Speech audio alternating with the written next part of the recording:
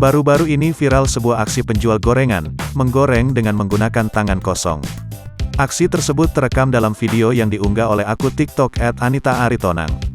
Dalam video tampak penjual gorengan itu terlihat memasukkan satu persatu pisang yang telah dilumuri adonan tepung ke dalam minyak panas yang tengah meletup-letup. Tanpa menggunakan alat bantu menggoreng, penjual tersebut langsung memasukkan tangannya ke dalam minyak panas tanpa terluka sedikitpun. Aksi penjual gorengan itu bak aksi debus yang membuat sang perekam takjub dengan yang dilakukannya.